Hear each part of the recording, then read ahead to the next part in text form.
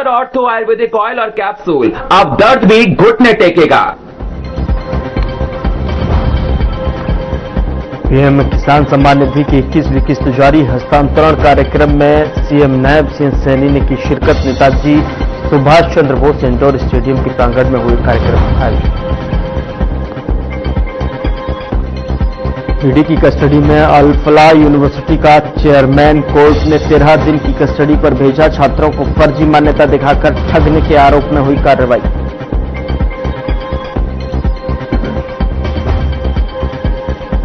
Ballabhgarh metro station पर मिले 3 संदिग्ध। बैंक इलाके में मचा हड़कंप। साचना के बाद मौके पर पहुंची पुलिस। जांच के दौरान मिले सिर्फ कपड़े। पलवल में टूटी सड़कें बन रही। हादसों की वजह प्रशासन नहीं दे रहा इस तरफ ध्यान। बरसात और धुंध में बढ़ जाती है हादसों की संख्या।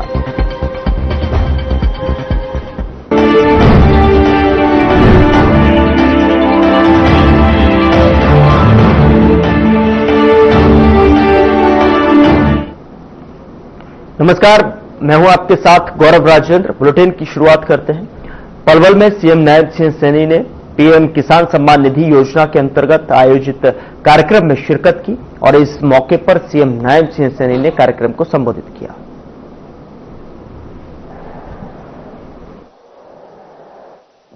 भाई, एक जोरदार जयकारे के साथ जो आवाज गूंज रही है, ये आवाज बिल्कुल बंद हो जानी चाहिए। भारत माता की। अभी भी आवाज आ रही है।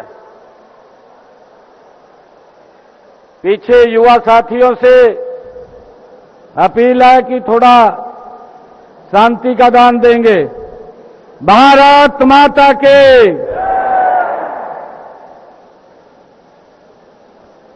बहुत ही सम्मान के योग आज इस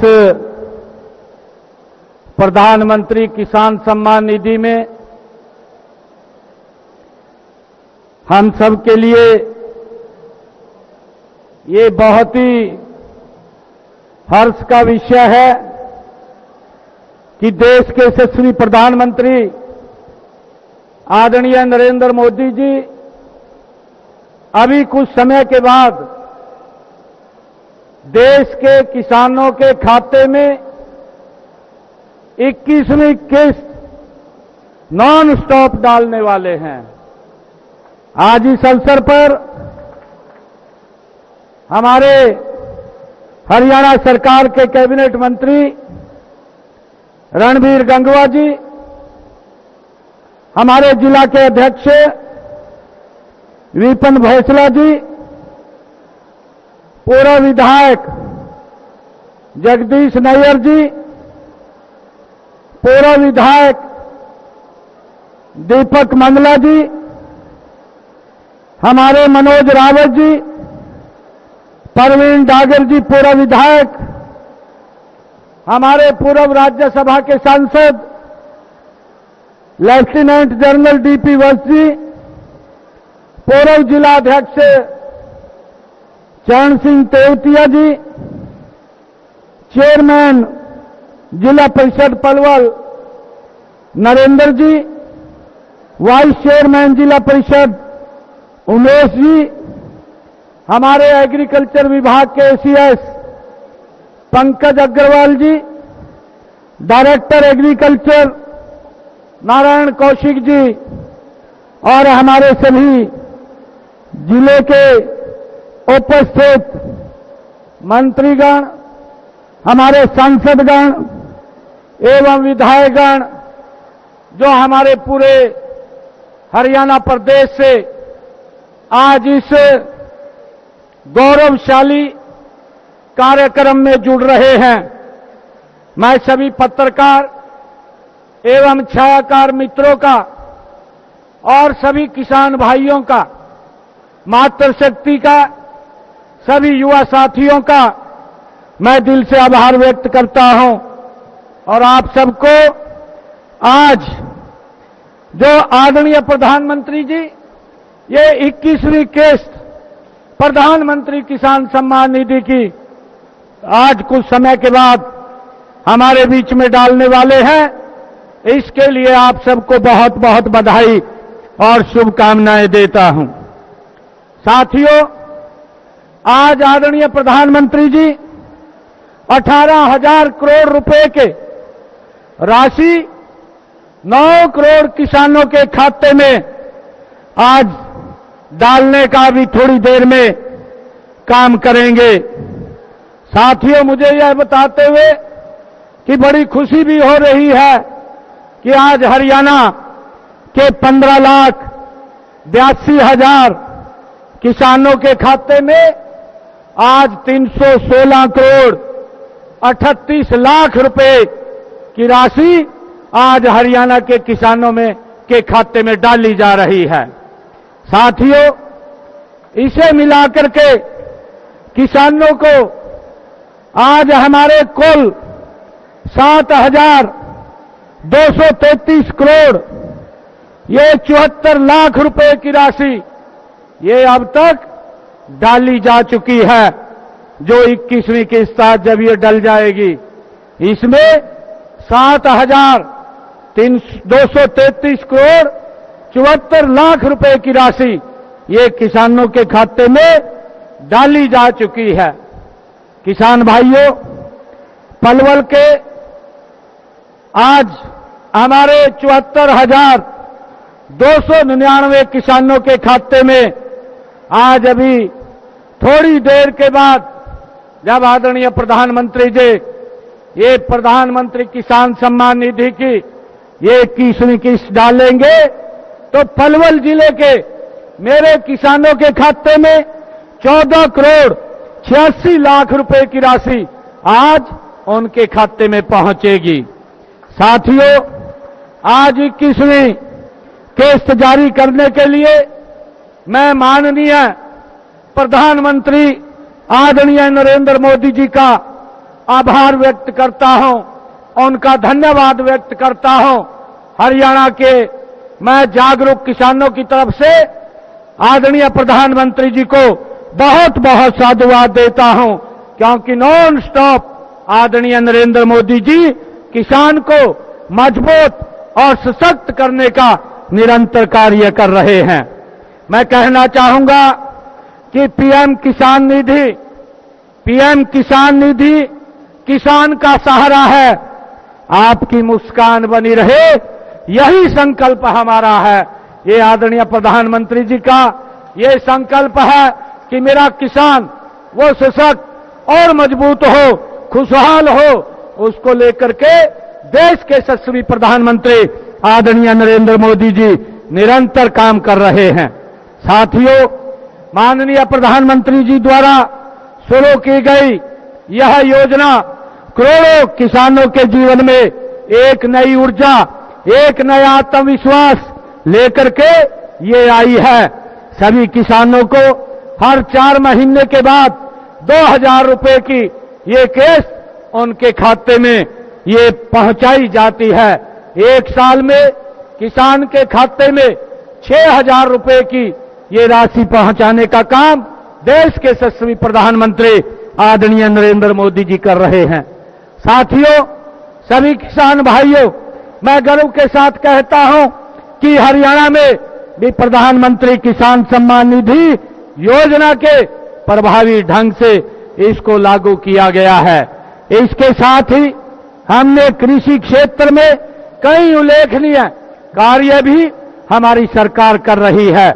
इनमें किसानों की आय में बढ़ोतरी, तकनीकी नवाचार और जल संरक्षण जैसी पहल ये शामिल हैं। सभी किसान भाइयों से मैं ये भी कहना चाहता हूं कि हम यह भी सुनिश्चित कर रहे हैं कि कोई भी पात्र किसान इस योजना के लाभ से वंचित न रहे, उसको लेकर के हमारी सरकार काम कर रही है।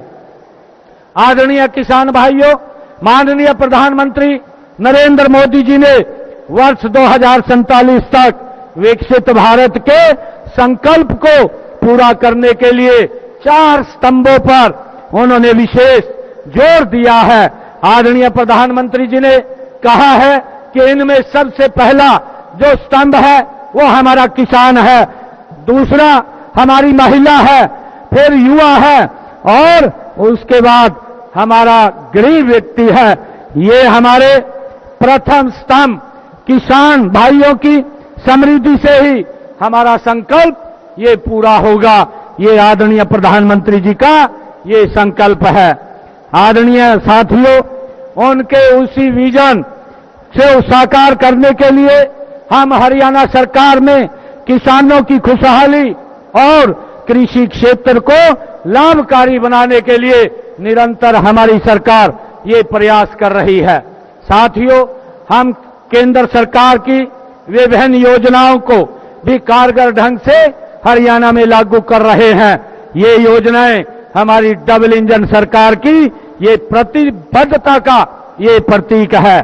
साथियों, मैं कहना चाहूंगा कि हमने किसानों को प्रधानमंत्री फसल बीमा योजना के तहत हरियाणा प्रदेश के किसान की अगर फसल का खराबा हुआ है, पिछले 11 वर्षों में हमारी सरकार ने किसान के खाते में 15,728 करोड़ रुपया उसके फसल के खराबे का पहुंचाने का काम ये हमारी सरकार ने किया है, ताकि मेरा किसान वो सशक्त और मजबूत हो।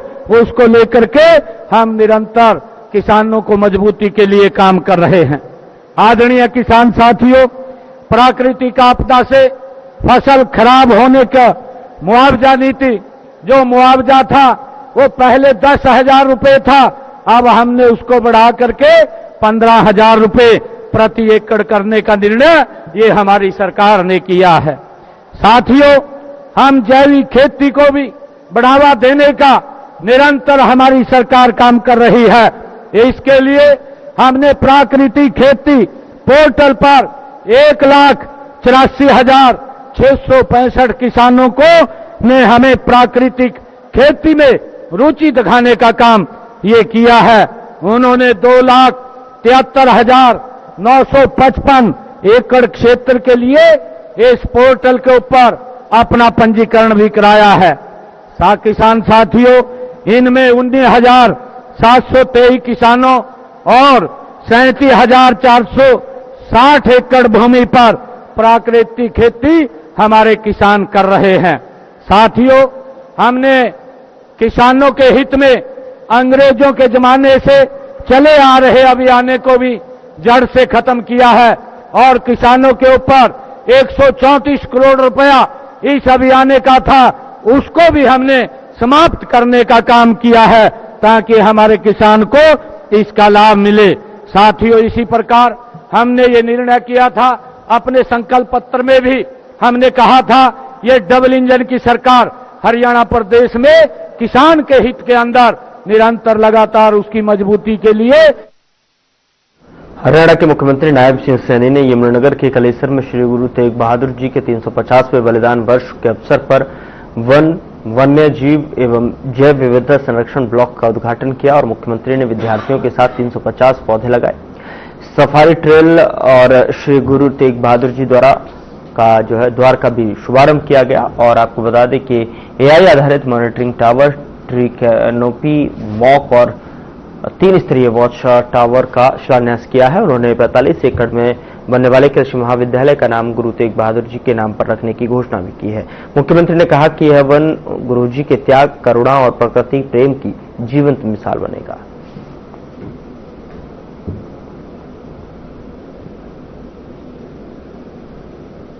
मैं आज गुरु तेग बहादुर जी के नाम से जो वन आज लगा है और हमारे खालसा सीनियर सेकेंडरी स्कूल के 350 बच्चों ने एक समय में इस वन में पौधारोपण किया है। मैं इसके लिए आप सबको बधाई देता हूं, शुभकामनाएं देता हूं। आज कालेश्वर की इस हरी भरी धरा पर मुझे जो एक ऊर्जा का विशेष अनुभव हो रहा है।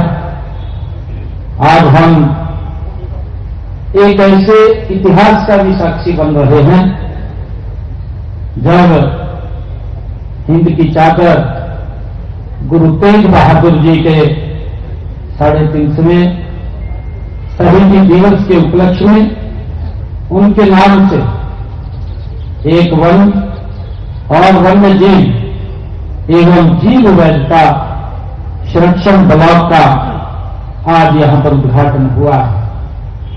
मुझे पूरा विश्वास है कि यह ब्लॉक प्राकृतिक, आध्यात्मिकता और मानवीय मूल्यों के संगम का एक पवित्र ये प्रतीक बनेगा। यहाँ रुक रहे एक छोटे से ब्रेक के लिए। ब्रेक के उस पार खबरों का सिलसिला लगातार जारी है।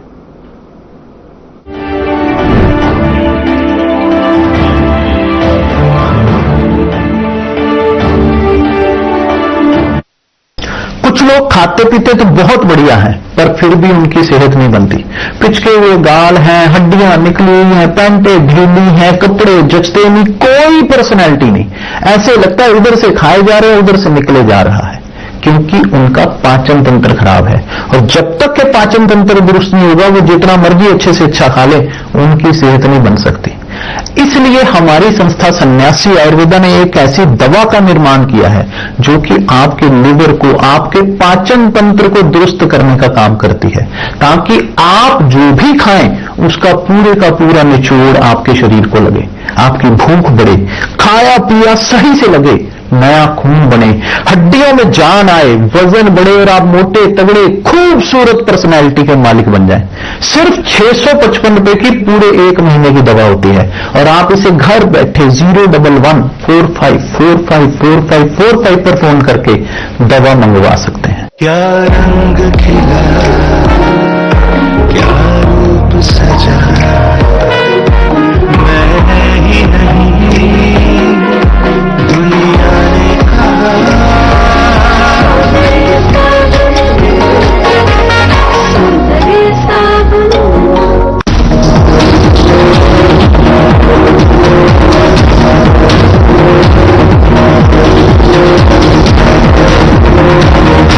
ध्यान आया कि माननीय राज्यपाल महोदय ने मुझे कहा कि इस पर एक पुस्तक लिखी जानी चाहिए।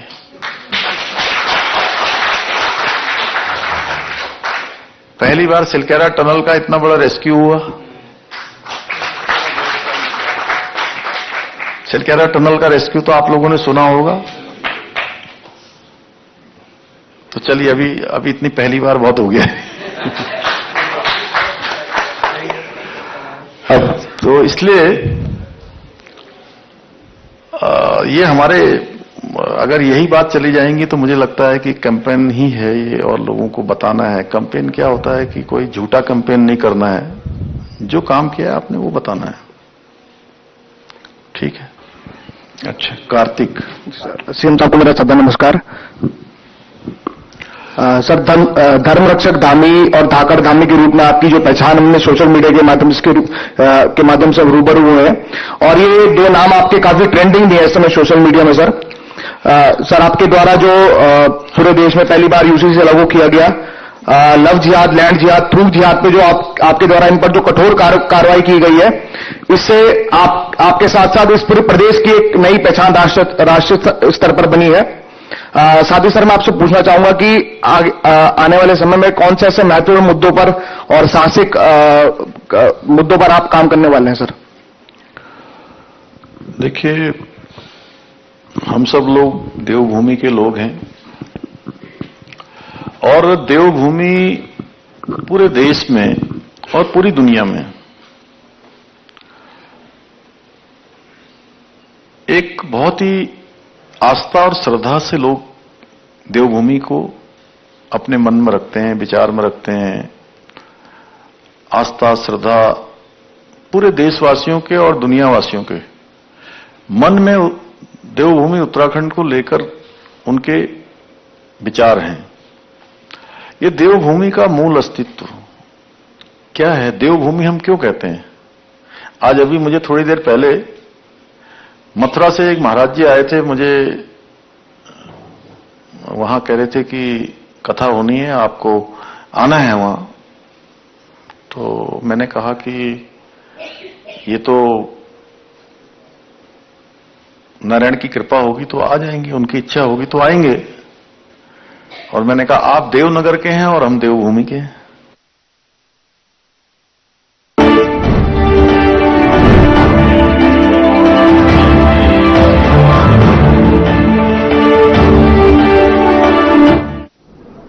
ब्रेक के बाद स्वागत है आपका। खबरों में आगे बढ़ते हैं। यमुनानगर में गुरु तेग बहादुर जी के 350वें शहीदी दिवस पर कीर्तन शोभा यात्रा निकाली जा रही है। यात्रा का स्वागत जगह जगह किया जा रहा है। हरियाणा के मुख्यमंत्री नायब सिंह सैनी ने साड़ौरा शुभारंभ किया और साड़ौरा विधानसभा से जगाधरी होते हुए या फिर जो है यमुनानगर और फिर रादौर से होते हुए यह यात्रा कुरुक्षेत्र पहुंचेगी। बड़ी संख्या में बच्चों, युवाओं और बुजुर्गों ने भी इसमें हिस्सा लिया।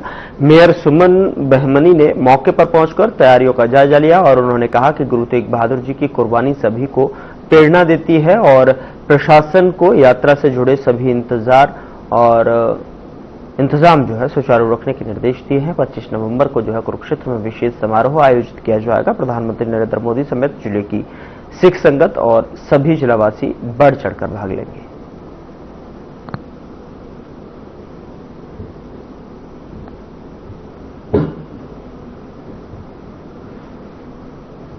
मैं पार्षद विमोल जी के साथ गुरुद्वारा प्रबंधक कमेटी से मिली हूँ। जिस तरह से जब ये वाला गुरुद्वारा में भी हम गए हैं, संतपुरा गुरुद्वारा में भी गए और सबसे अनुरोध किया है कि जो यात्रा हमारी आएगी 20 तारीख को, उसमें अधिक से अधिक संख्या में सभी श्रद्धालु भाग लें और उसका स्वागत करें आने वाली यात्रा का। और उसके साथ साथ हमने ये भी निवेदन किया है कि 25 तारीख को जो हमारे प्रधानमंत्री, माननीय प्रधानमंत्री नरेंद्र मोदी जी 25 तारीख को ज्योतिसर कुरुक्षेत्र में आ रहे हैं, वहाँ पर भी भारी संख्या में श्रद्धालु पहुँचे और स्वागत करें वहाँ के प्रोग्राम का। और हमारे प्रधानमंत्री नरेंद्र मोदी जी के द्वारा जो गुरु तेग बहादुर जी के शहीदी दिवस के ऊपर जो प्रोग्राम किया जा रहा है, वहाँ सभी पहुँचे। इस प्रकार की सभी से हाथ जोड़कर मेरी तरफ से भी अनुरोध है, मेयर की तरफ से और हमारे पार्षद विमोल जी की तरफ से सभी से निवेदन किया जाता है कि अधिक से अधिक संख्या में।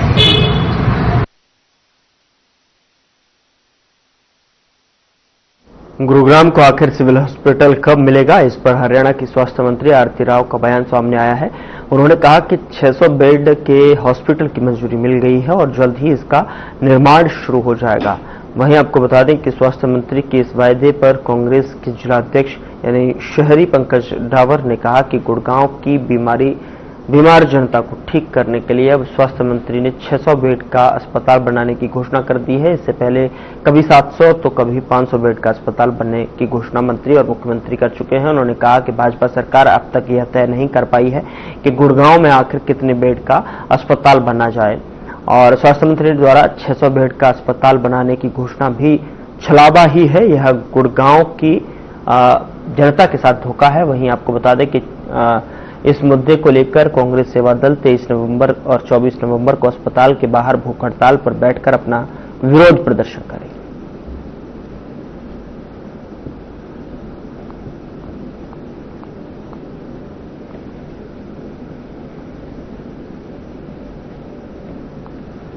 राव साहब तक पे थे कि यहाँ ही हॉस्पिटल बनना चाहिए और अपने जो पुराने गुड़गांव के लोग हैं जो समस्या से जूझ रहे हैं कि हमारे पास कोई अच्छा अस्पताल नहीं है, उनके लिए राव साहब ने अपनी पूरी लड़ाई लड़ी है और सीएम साहब ने उनका साथ दिया है। तो आज के दिन 400 प्लस 200 का बिस्तर सैंक्शन हो गया है और जल्द ही इस पे काम भी हो जाएगा। जी, जैसे ही टेंडर खुलता है आपको पता चल जाएगा और तब काम। अभी राव इंद्रजीत सिंह जी की एक मीटिंग हुई थी सीएम साहब के साथ, जीएमडीए की पूरी मीटिंग हुई थी और उसके साथ अलग से सिविल अस्पताल की हुई थी और मंजूरी मिल गई है। बिल्कुल बहुत ही जल्द टेंडर भी हो जाएंगे। मुकेश जी वहाँ पे थे, आपको ज्यादा मुकेश जी बताएंगे कि बात अब सिरे पे है और जल्दी चढ़ जाए। आज उसी को देखने आए हैं जिस तरीके से घोषणाएं हो रही है कि हम 1100 बेड, 700 बेड, 400 बेड, फिर 600 बेड, तो जिस तरीके से घोषणाएं हो रही है हम आज उसी का दौरा करने आए कि भाई ये किस तरीके से अस्पताल बनेगा या खाली घोषणाओं में बनेगा। पिछले 11 साल से एक अस्पताल की बाट जो है वो पूरा गुड़गांव शहर आज देख रहा है। गरीबों के साथ एक भद्दा मजाक करने का काम भाजपा सरकार, इनके मंत्री करने जा रहे हैं। दर दर की ठोकरें खाने को मजबूर आज या कर रहे, क्योंकि इन लोगों के पास बहुत पैसा है, सब प्राइवेट हॉस्पिटल्स में जाके इलाज कराते, लेकिन गरीबों की सुध लेने वाला कोई नहीं। तो बहुत ज्यादा आज जो है ना एक अस्पताल की बहुत ज्यादा जरूरत है, और उसी को लेकर 23 और 24 को जो सेवा दल है हमारा गुड़गांव, कृष्ण सैनी जी इसके लिए भूख हड़ताल कर रहे हैं, और इसके साथ सभी साथी मिलकर मजबूती के साथ इन पर दबाव बनाने का काम करेंगे। फिलहाल बुलेटिन में इतना ही। नमस्कार।